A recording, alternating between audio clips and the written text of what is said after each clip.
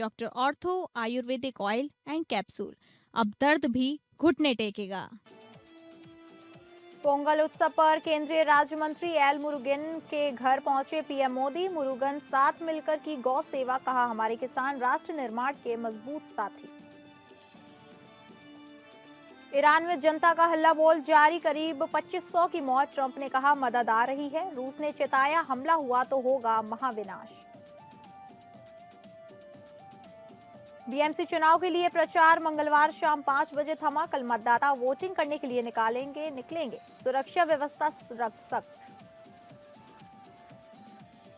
घने कोहरे और भयंकर ठंड के बीच माघ मकर संक्रांति स्नान पर्व की हुई शुरुआत। ठंड के बावजूद श्रद्धालुओं में दिखा गजब उत्साह। गंगा के सभी घाटों पर लोग स्नान, दान और पूजा।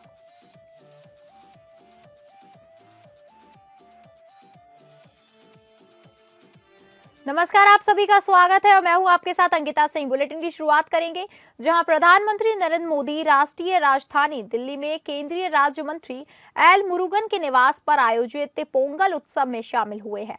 इसके साथ ही उन्होंने गौ सेवा भी की। प्रधानमंत्री मोदी ने कहा कि पोंगल का त्योहार हमें प्रेरित करता है कि प्रकृति के प्रति आभार केवल शब्दों तक सीमित न रहे, उसे हम जीवन शैली का हिस्सा बनाएं। जब ये धरती हमें इतना कुछ देती है तो उसे संजोने का दायित्व भी हमारा है। अगली पीढ़ी के लिए मिट्टी को स्वस्थ रखना और पानी को बचाना और संसाधनों का संतुलित करना, उपयोग करना सबसे जरूरी है।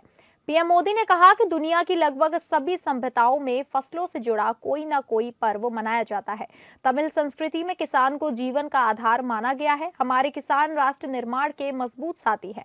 इससे पहले पीएम मोदी ने नागरिकों को मकर संक्रांति की शुभकामनाएं दी और उनके सुख, समृद्धि और उत्तम स्वास्थ्य की कामना की। पीएम ने कहा अपने संदेश में लिखा कि संक्रांति का यह पावन पर्व देश के विभिन्न हिस्सों में स्थानीय रीति रिवाजों और परंपराओं के अनुसार मनाया जाता है। मैं भगवान सूर्य से सभी के सुख, समृद्धि और उत्तम स्वास्थ्य की कामना करता हूँ। उत्तरायण में सूर्य देव के आशीर्वाद से सभी पाप नष्ट होते हैं।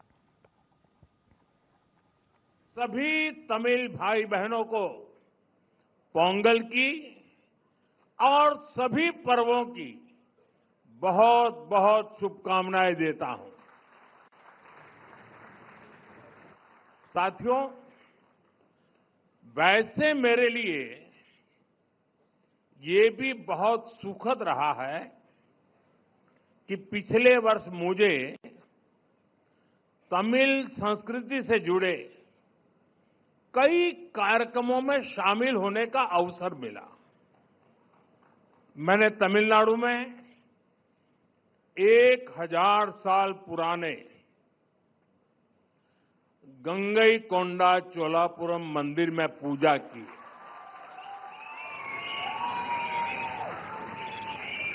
वाराणसी में काशी तमिल संगमम के दौरान सांस्कृतिक एकता की ऊर्जा को पल पल उसके साथ जहां भी रहा मैं जुड़ा रहा, मैंने उसे महसूस किया। जब मैं पंबन ब्रिज के लोकार्पण के लिए रामेश्वरम गया था तो तमिल इतिहास की महानता का फिर एक बार साक्षी बना था। हमारी तमिल संस्कृति पूरे भारत की साझी विरासत है।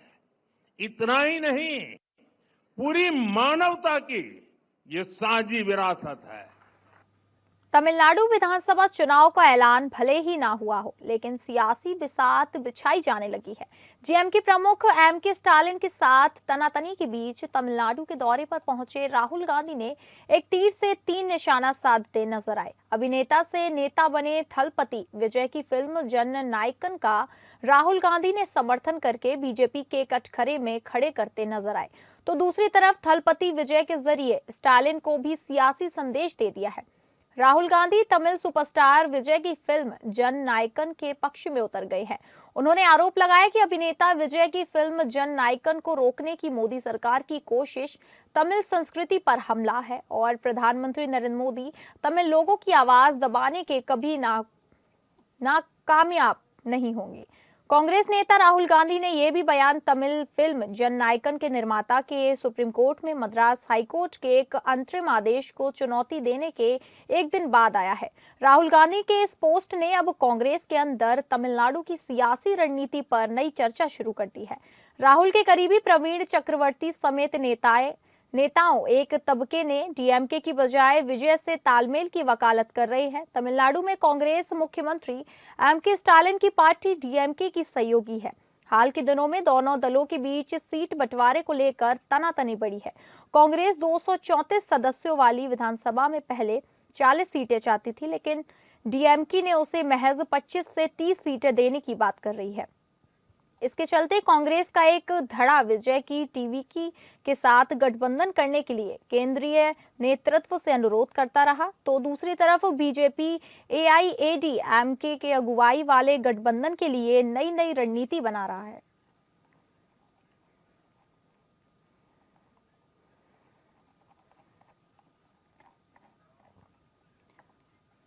उत्तर प्रदेश के मुख्यमंत्री योगी आदित्यनाथ ने प्रगति पोर्टल के संबंध में मीडिया को जानकारी देते हुए कहा कि उत्तर प्रदेश आज भारत के इंफ्रास्ट्रक्चर का ग्रोथ इंजन बनकर उभरा है। उन्होंने कहा कि देश के सबसे बड़े इंफ्रास्ट्रक्चर प्रोजेक्ट्स उत्तर प्रदेश में संचालित हो रहे हैं और राज्य को एक्सप्रेस वे राज्य के रूप में पिछले 8 वर्षों में स्थापित करने में सफलता प्राप्त हुई है।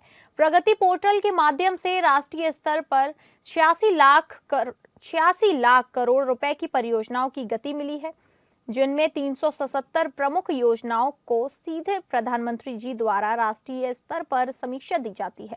3162 में से 2958 मुद्दों का समाधान हुआ, जो गवर्नेंस की क्रेडिबिलिटी को दर्शाता है।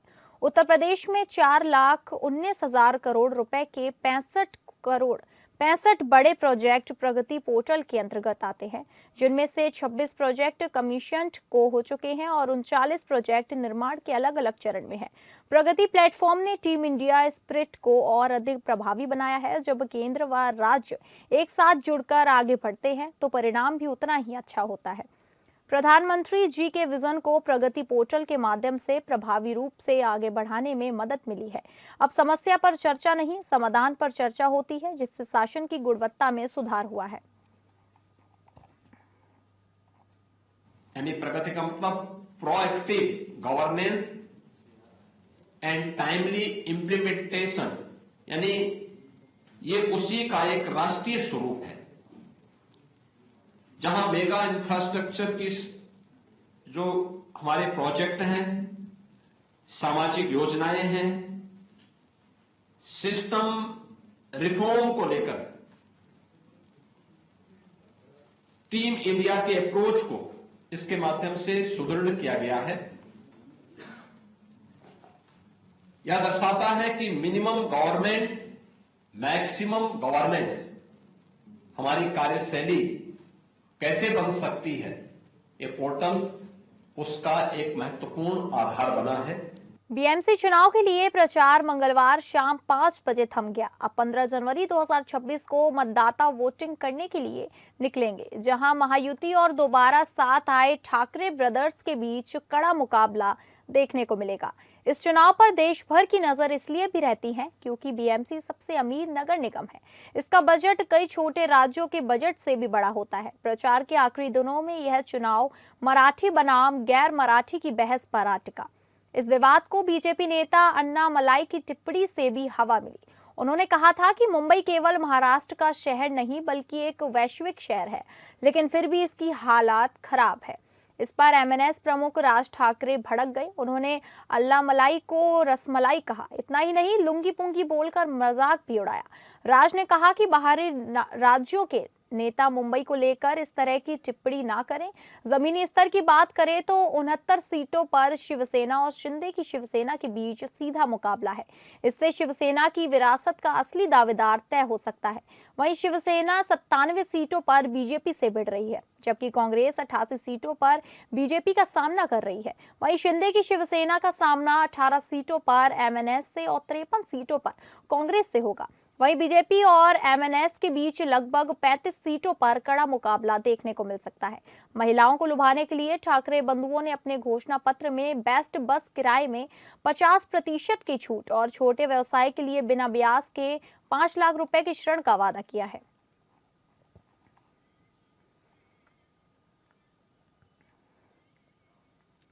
उत्तर प्रदेश में मतदाता सूची के एसआईआर कार्यों में लापरवाही पर मुख्य निर्वाचन अधिकारी नवदीप रिढ़वा ने सख्त रुख अपनाया।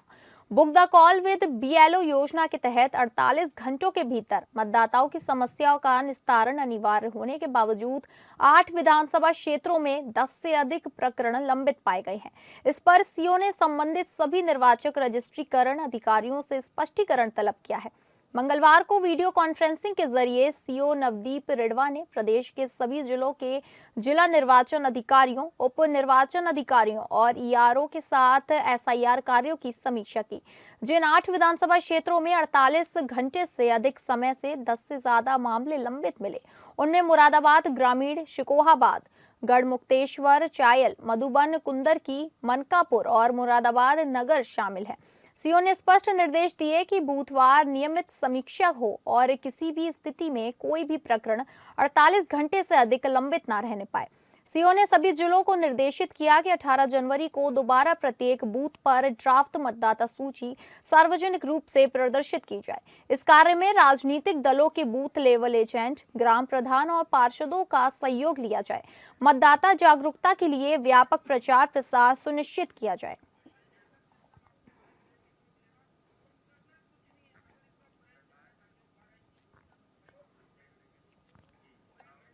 जहां सुप्रीम कोर्ट ने कहा है कि प्राइवेट स्कूलों की जिम्मेदारी है कि वे कमजोर वर्ग के बच्चों को मुफ्त शिक्षा दें। कोर्ट ने कहा कि बिना बाध्यकारी नियमों के यह अधिकार प्रभावी नहीं हो सकता है। सुप्रीम कोर्ट ने राज्यों और केंद्र शासित प्रदेशों को निर्देश दिया है कि वे आरटीई एक्ट के तहत बाध्यकारी नियम बनाएं। इन नियमों में यह सुनिश्चित करना होगा कि प्राइवेट स्कूल कमजोर वर्ग के बच्चों को एडमिशन देने के लिए बाध्य हो। न्यायालय ने कहा कि आरटीई एक्ट का उद्देश्य केवल शिक्षा प्रदान करना नहीं है, बल्कि समाज में समानता और गरिमा को बढ़ावा देना भी है। कोर्ट ने कहा कि न्यायपालिका को भी यह सुनिश्चित करना होगा कि इस अधिकार के उल्लंघन के मामलों में पीड़ितों को न्याय मिले। कोर्ट ने राष्ट्रीय बाल अधिकार संरक्षण आयोग को इस फैसले के कार्यान्वयन की निगरानी करने के लिए निर्देश दिया है। आयोग को यह सुनिश्चित करना होगा कि राज्यों और केंद्र शासित प्रदेशों में आवश्यक नियम बनाए और उनका पालन हो रहा है। यह फैसला आरटीई एक्ट के प्रभावी कार्यान्वयन के लिए एक महत्वपूर्ण कदम है। इससे कमजोर वर्ग के बच्चों को मुफ्त शिक्षा का अधिकार सुनिश्चित करने में मदद मिलेगी।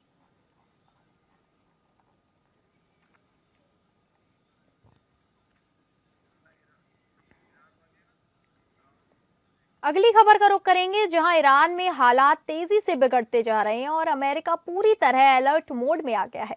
लगातार हो रहे हिंसक प्रदर्शनों और सख्त सरकारी कार्रवाई के बीच अमेरिका ने अपने नागरिकों को ईरान तुरंत छोड़ने का निर्देश दिया है। हालात ऐसे बनते दिख रहे हैं कि अमेरिकी राष्ट्रपति डोनाल्ड ट्रंप ईरान को लेकर बेहद आक्रामक रुख अपना सकते हैं। अमेरिकी विदेश मंत्रालय ने सोमवार 12 जनवरी 2026 को एक आपात सुरक्षा चेतावनी जारी की है, जिसमें ईरान में मौजूद सभी अमेरिकी नागरिकों से कहा गया है कि वे बिना देर किए देश छोड़ दें।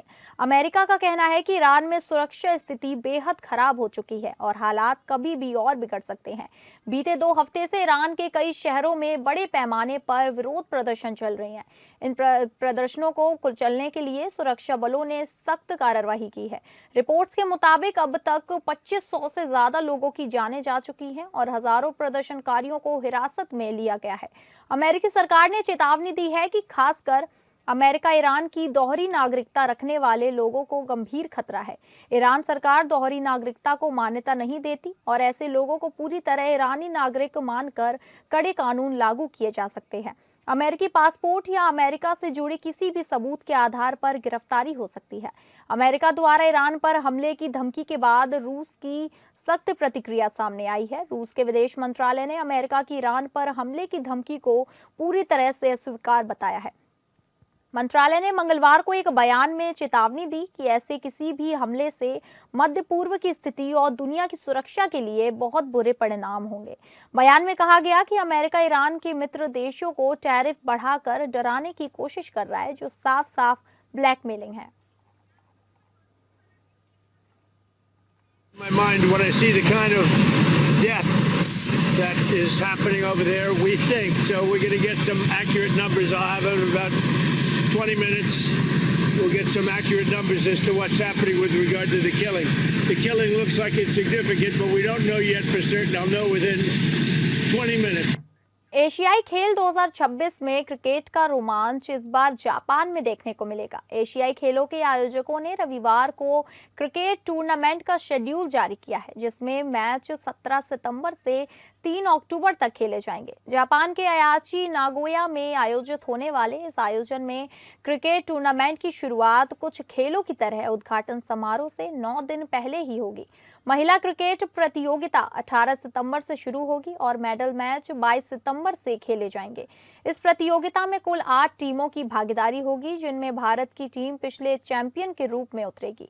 महिला क्रिकेट टूर्नामेंट क्वार्टर फाइनल से सीधा नॉकआउट फॉर्मेट में होगी, यानी हर मैच में हारने वाली टीम टूर्नामेंट से बाहर हो जाएगी। पुरुष क्रिकेट टूर्नामेंट 24 सितंबर से खेला जाना है, जबकि मेडल मैच 3 अक्टूबर से आयोजित होंगे। इसमें कुल 10 टीमों की भागीदारी होगी। यदि पुरुष प्रतियोगिता 2023 हांगझोउ एशियाई खेलों की तरह होती है, तो टॉप 4 सीड वाली टीमें सीधे क्वार्टर फाइनल में प्रवेश करेंगी। बाकी 6 टीमें प्रारंभिक मुकाबले खेलकर 4 क्वार्टर फाइनल टीमों का निर्धारण करेंगी।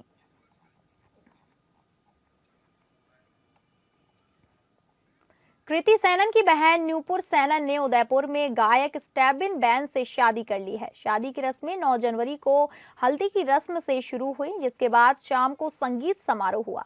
जोड़े ने पहले कैथोलिक रीति रिवाजों और बाद में हिंदी रीति रिवाजों से भी शादी की है। वहीं हाल ही में नुपुर और स्टेबिन का ग्रैंड रिसेप्शन हुआ, जिसमें बॉलीवुड स्टार सलमान खान ने पहुंचकर सभी का दिल जीत लिया। वहीं रिसेप्शन में कृति सेनन के कथित बॉयफ्रेंड कबीर बहिया भी नजर आए। नुपुर और स्टेबिन के रिसेप्शन पर सलमान खान ने अपनी ढांसू एंट्री से सभी का दिल जीत लिया। इस दौरान स्टेबिन ने रिसेप्शन में सलमान का वेलकम किया। सलमान ने जोड़े को शुभकामनाएं दी और रेड कॉर्पेट पर अपने तस्वीरें खिंचवाई। पहले उन्होंने स्टेबिन के साथ अकेले में फोटो ली, लेकिन जैसे ही नुपुर आई, सलमान ने अपने स्टाइल में नुपुर और स्टेबिन की शादी की बधाई दी। नुपुर के रिसेप्शन के कई वीडियो सोशल मीडिया पर वायरल हो रहे हैं। कृति सेनन हरे रंग की मखमली साड़ी में बहुत खूबसूरत लग रही थी। वे बहन की तरह नुपुर का ख्याल रख रही थी। दोनों बहनों ने पेपराजी को भी पोज दिए। इस दौरान कृति के कथित बॉयफ्रेंड कबीर बहिया भी वहां मौजूद नजर आए। कृति और कबीर के कई वीडियो सोशल मीडिया पर जमकर वायरल हो रहे हैं। तो फिलहाल इस बुलेटिन में इतना ही। नमस्कार।